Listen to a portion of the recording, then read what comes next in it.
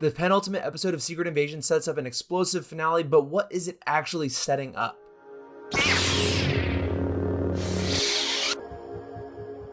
Hey everyone, welcome back. Today we're going to be breaking down and reviewing the 5th episode of Secret Invasion. Before we get started, at 500 subscribers, I'm giving away the prequel comic for Spider-Man 2, so if you want to win it, get us to 500 subs. As per usual, I'm going to break down the episode and then give my thoughts, because I do have a lot to say about this episode in particular. We start off this episode with the finish of last week's episode where Nick Fury is taking President Ritson to the hospital. When he gets in the hospital, he realizes he doesn't even have clearance to be there. He can't even support the president, and he has no one around him that he can trust. Nick Fury is all alone, and he can't even protect the president because, well, he's technically not even in a position of power anymore. So he is flat out a nobody. And he can't even trust the doctors in the room because, well, maybe they're Skrulls as well. We then jump over to Gravik's compound in Russia where we see all of the Skrulls sort of questioning their allegiances. After seeing what happened to Talos in the last episode, the people of Skrulls are really sort of confused. They think Gravik has probably taken things a little bit too far and they don't know if they should follow him anymore. One of the Skrulls that mainly has been following Gravik's orders throughout this entire series steps up and speaks up against him, and Gravik uses his brand new Super Skrull powers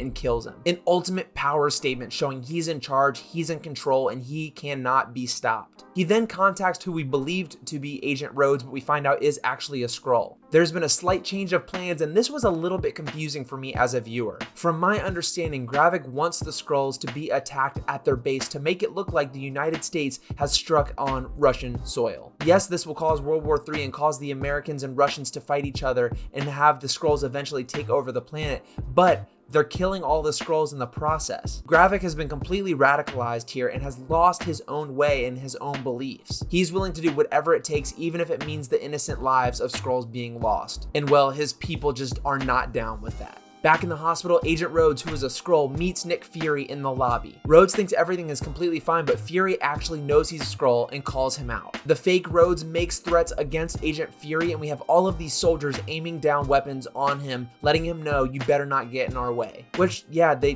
could have just killed Nick Fury here. I don't know why they didn't, but maybe they are even second guessing what their allegiances are. After the opening credits, we move to London where we finally meet up with Sonya again, and I've got to say, guys, she is my favorite character.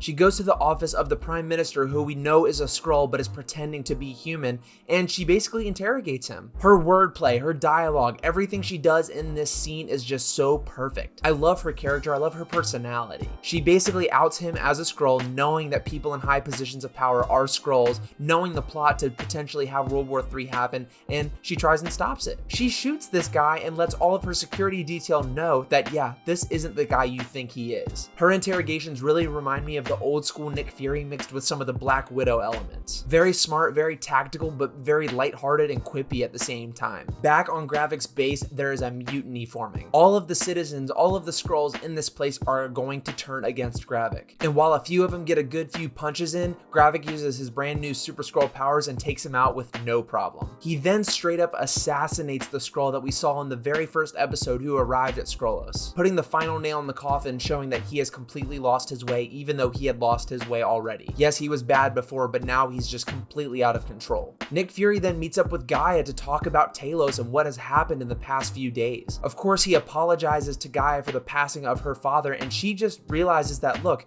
his way was wrong. She tells Nick Fury that no one is going to get ahead of the game. Nobody is going to win by being nice. There's no end here that results in just pure peace. There has to be some bloodshed. And funny enough, they're actually in the room that was present in the flashback in a previous episode where the Skrulls first arrived on Earth, where Gaia was there, Gravik was there, everybody was. There's some really great dialogue moments in this scene, and it is definitely one of my favorite scenes between Samuel L. Jackson and Emilia Clarke that we've had, because they really haven't had much interaction, but this was really great because we get sort of a send-off for Talos, who was a very important character and someone who has popped up not just in shows, but in movies, Spider-Man, Captain Marvel. This is a very important character to be killing off in this show, and I'm glad they're actually giving it some time and having repercussions, at least emotionally. But also there's going to be repercussions because he was the leader of the good Skrulls. So now it's technically up to Gaia to carry the torch and make things better. We then get yet another amazing interrogation sequence with Sonya finding the scientist who created the Super Skrull machine. And she's even more playful and devious here. I love all of the line delivery. All the dialogue was just fantastic. One of the Skrulls ends up turning on the other, and Sonya saves the life of the scientist who created the machine. Therefore, she's more likely going to give her some information about what it is, how you created it, etc. This episode sort of jumps between different story threads and storylines, so now we again go back to Gaia, where she's meeting up with Priscilla because she wanted to find a way to bury her father, and Nick Fury said his wife would take care of it. Or his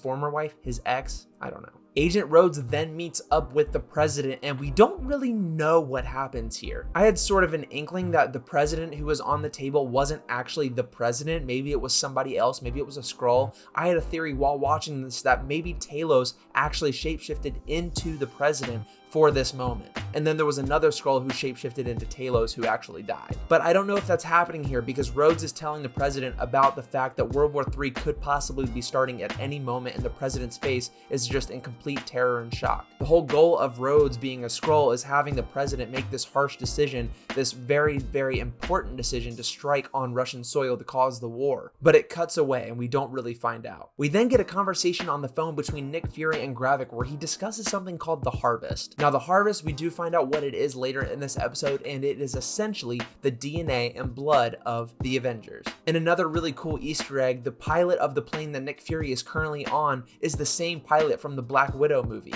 I had a feeling he would make a return at some point in the future, but this was definitely the last place I would have expected it. Gaia gets to finally bury her father, and then all of a sudden they are attacked. Since Fury's wife refused to follow through with the orders to kill him, they are under complete siege. But luckily, Gaia's a super Skrull, she can hold her ground, and so does Fury's wife. It was a really good action sequence that reminded me a lot of John Wick, and I just wish the series had a little bit more of that. Because if you're going to be a spy thriller, you've got to have some spy action and some really good combat to back it up. This was good, I just want more, and I hope they're saving a lot for the finale. When Fury finally arrives in Russia, we get him going through the airport, pretending to be somebody else using the Widow's veil that Black Widow used in Captain America: The Winter Soldier. It's really interesting because here we have a human, Nick Fury, disguising himself as somebody else, where we have a bunch of Skrulls in the whole show disguising themselves as being other people. There, Nick Fury meets up with Sonya and they start to discuss what is the Harvest.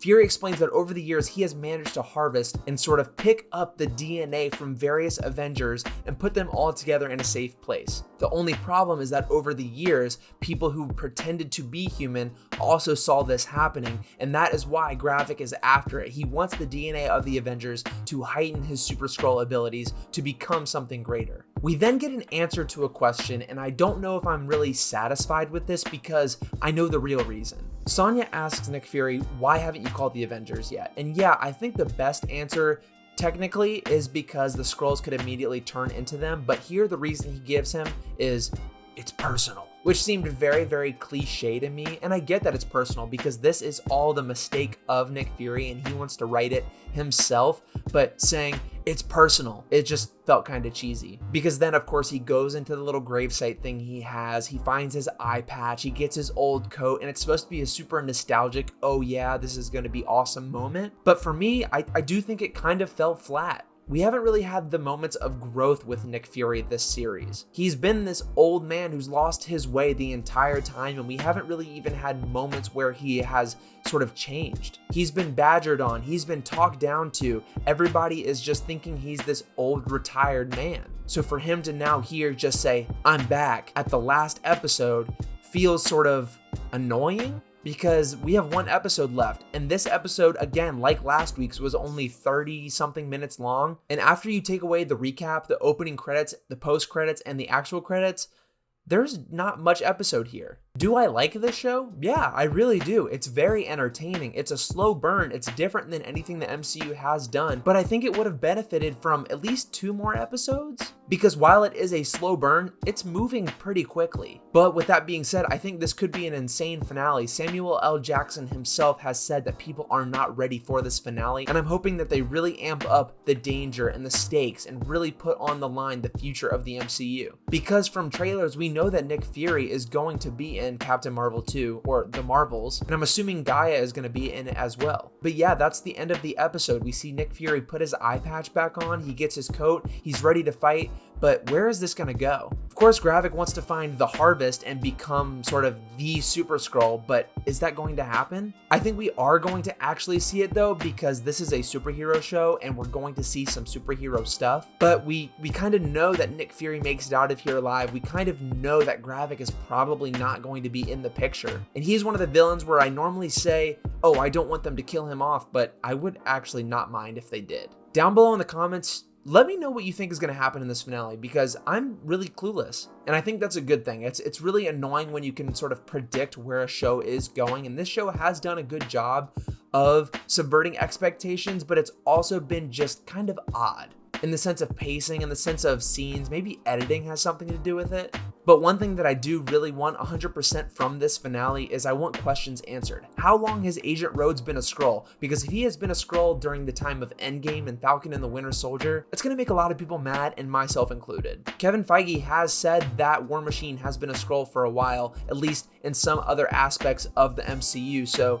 let me know when that is. Kevin Feige, just give me some answers, please. But if this finale does stick the landing, I think it will be a very good rewatchable MCU piece of television. Maybe not the best, and I think this episode sort of tanked my expectations a little bit, because with the 4th episode, I was really seeing it maybe going somewhere, but this episode sort of felt like the same sort of setup for the finale. So we have to wait and see. Guys, again, leave a comment down below and hit that subscribe button to join us on the road to 500 subscribers. You guys are incredible. I can't believe we are already on the way. And when we hit it, we're getting you that giveaway. So leave a like, subscribe, and I will see you all very soon.